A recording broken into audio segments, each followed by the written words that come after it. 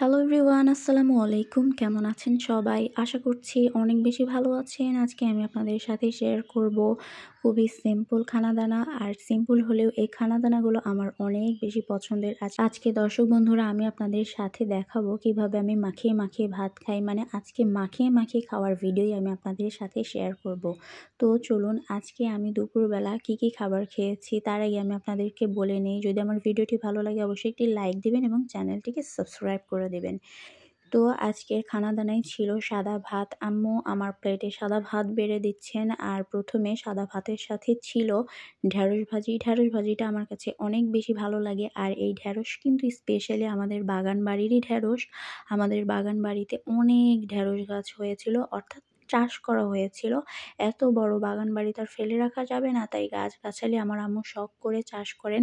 আর অনেক বেশি ফলন হয়। আমার আম্মুর হাতে না অনেক বেশি ফলন হয়। যে গাছই লাগায় সেই গাছেরই ফলন অনেক বেশি ভালো হয়। আর সবগুলো সবজি একদম ফ্রেশ, ইনস্ট্যান্ট গাছ থেকে তুলে ভাজি করা হয়েছে। এই ঢেঁড়সটা অনেক বেশি মজা হয়েছে, ঢেঁড়স ভাজি। তো ঢেঁড়স ভাজি দিয়ে খাওয়ার পর এটা হচ্ছে আমার আরও একটি পছন্দের খাবার, অর্থাৎ তরকারি।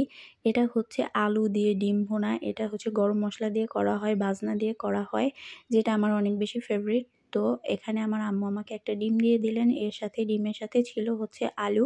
ডিমের সাথে আলু দিয়ে খেতে আমার অনেক বেশি ভালো লাগে। আলু যে কোনো খাবারে দিলেই স্বাদটা যে এত বেশি বাড়ে, ভাতের সাথে আলু মেখে মেখে খেতে জাস্ট ফাটাফাটি লাগে।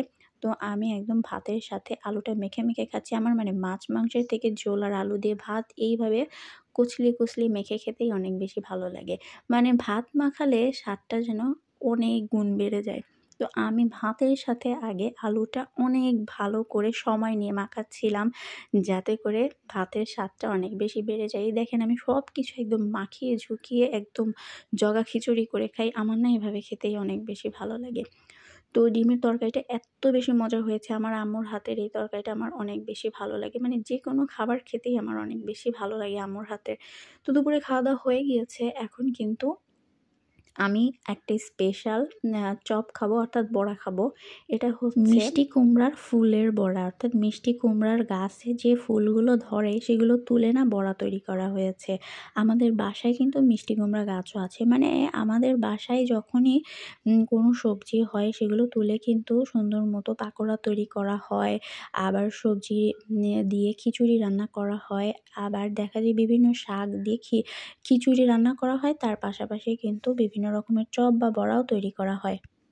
তো আম্মুর হাতের এই মিষ্টি কুমড়ার ফুলের বড়াটা জাস্ট অসাধারণ হয়েছিল। একদম মুচমুচো হয়েছিল, খেতে ভীষণই দারুণ লাগে আমার কাছে। এটা না চালের গুঁড়া দিয়ে করা হয়। এই ছিল আজকের ভিডিও। মজাদার খাবার দাবার আপনাদের সাথে শেয়ার করলাম। আল্লাহ হাফিজ।